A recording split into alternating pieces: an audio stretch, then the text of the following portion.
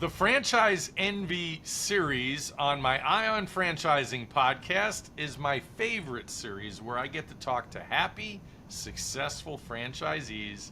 Welcome to the show, an AlphaGraphics franchisee from Irving, Texas, 13 and a half years in the AlphaGraphics system. Up next. When it comes to food, all I want to do is eat it.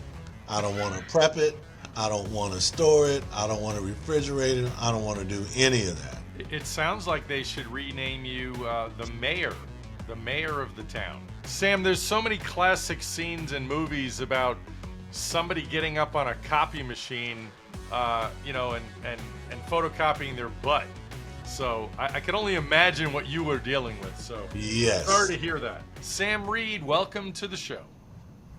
Thank you, Lance. I'm happy to be here. Really appreciate the opportunity to talk about the franchise world. Awesome. Well, thank you, Sam. So 13 and a half years in the business. Is this your very first business? It's the first business that I've owned, yes.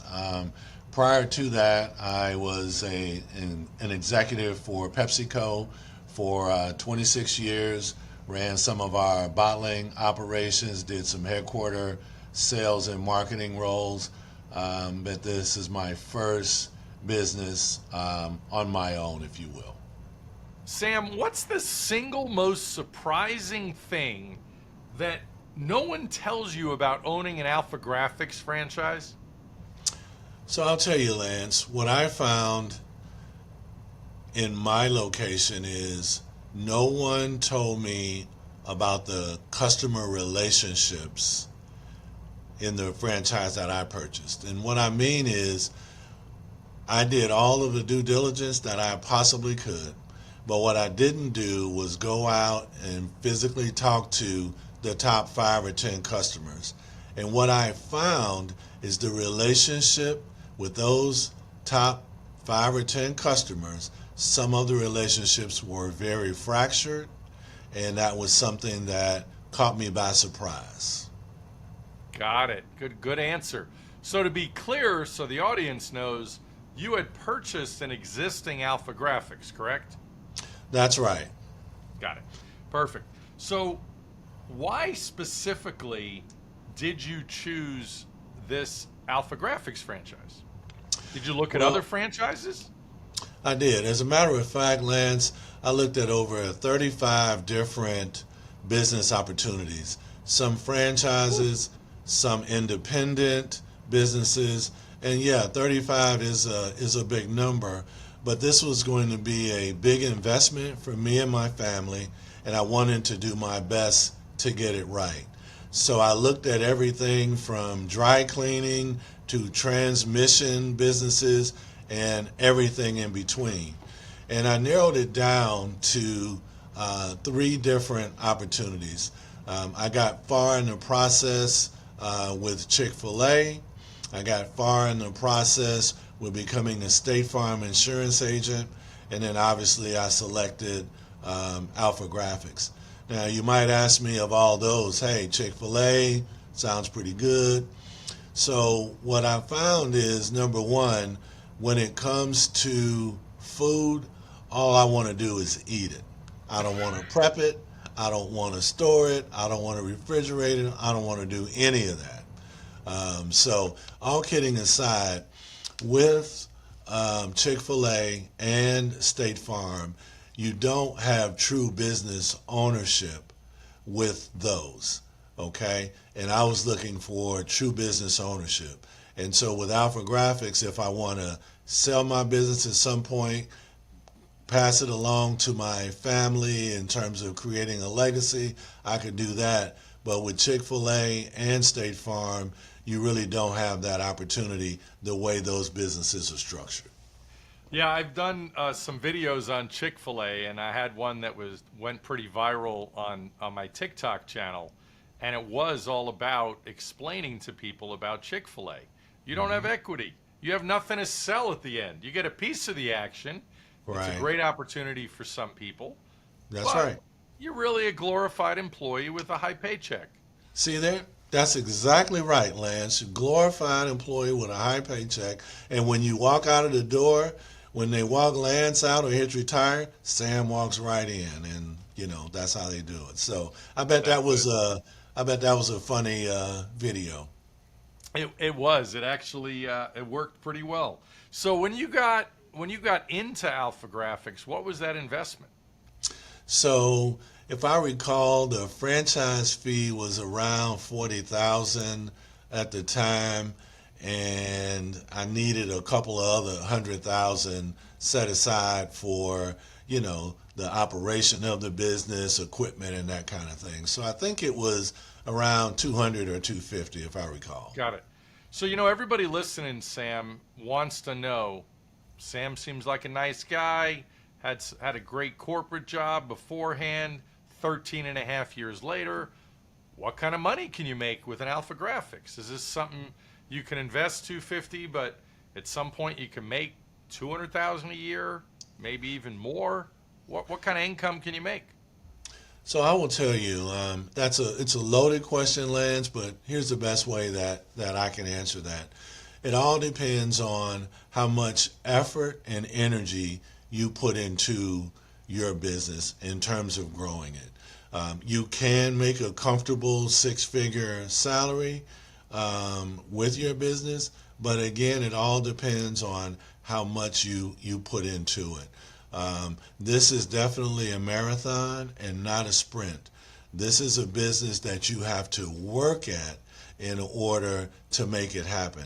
And there are plenty of AlphaGraphics franchisees that make well into six figures, but they've been around a long time. They put in the effort and time, but you can make a comfortable salary with owning an AlphaGraphics.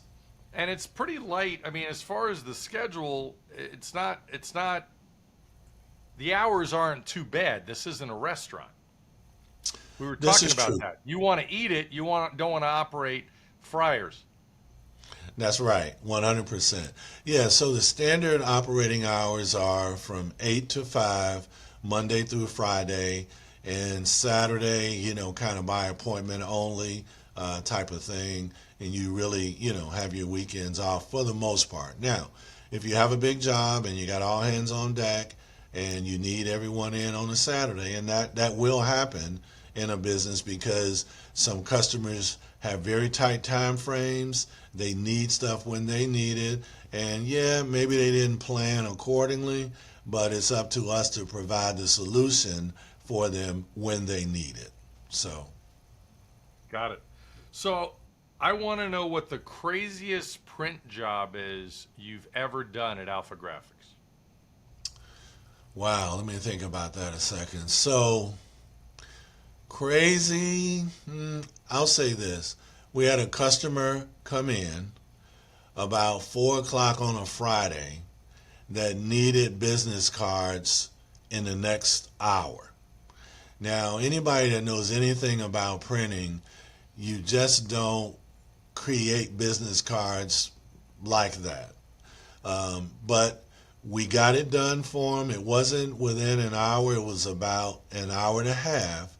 But we got him some business cards that he desperately needed. And what had happened is on his flight, his luggage got lost.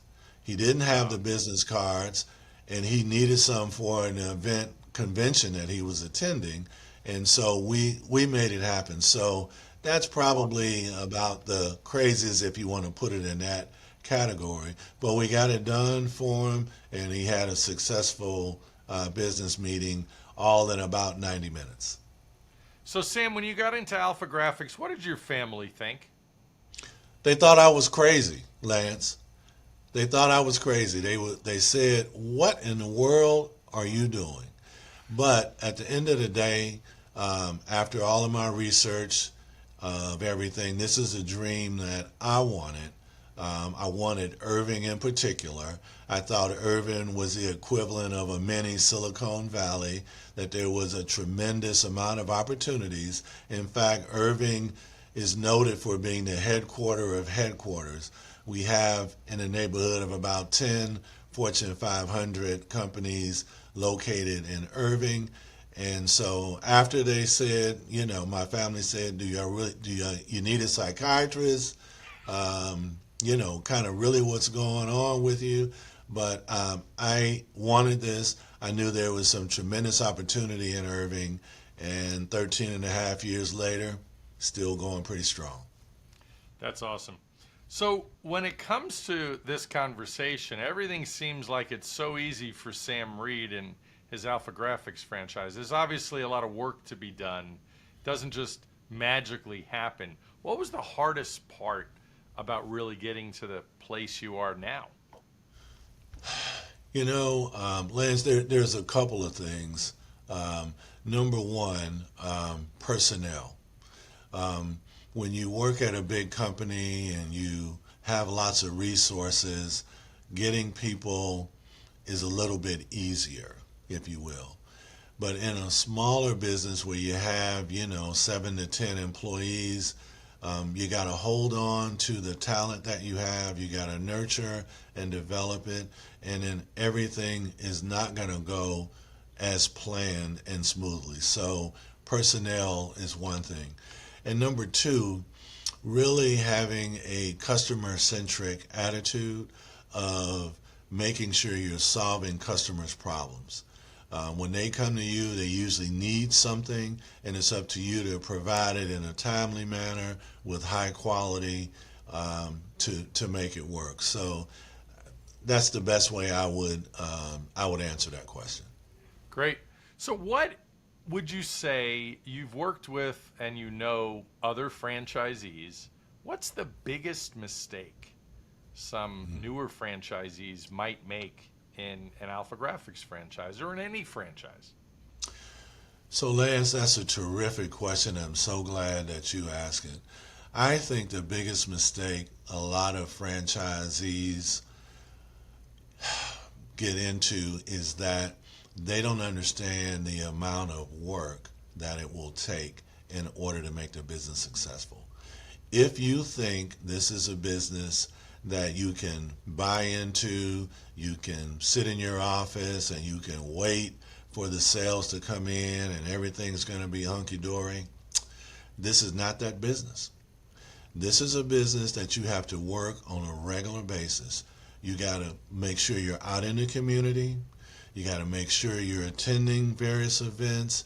And what I found, Lance, is the local Chamber of Commerce has been a terrific avenue that has helped me grow my business over time.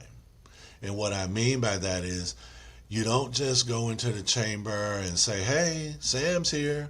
I'm ready to grow my business and make it a $5 million business overnight. It doesn't work like that. You have to come in and you have to put work in. And the specific work I mean is chambers can be a bit finicky, meaning they want to have you come in, they want to have you work in the chamber, so you'll have to lead a committee. You have to do that for a period of time, a couple years, not just, 30 minutes. Earn your dues, right? That's right. But good things can happen. My number one customer came from a relationship with the chamber, but it took over 4 years to culture and develop. They gave me a lot of small orders in the beginning. They said, yeah, we might have a few things for you. But after 4 years, they said, you've done everything we've asked you to do, and we're going to give you a little bit bigger piece of the pie. But it was all about work. And the other thing about chambers, if they sense that you're in it just to grow your business, it's a turnoff for them. They want to know that you're interested in the community and that you want to serve. And right now, I'm on 4 different chambers of commerce. I've been fortunate to be the chairman of 2 of those chambers, and will be a chairman of a 3rd next year. But I didn't go into it asking to be chairman of anything. The chamber said, here's a person that's working in the community, and we think some of his skill set can help benefit the chamber. And that's how it happened. But I never set out to do any of that, but that's how it worked out for me. It sounds like they should rename you the mayor of the town.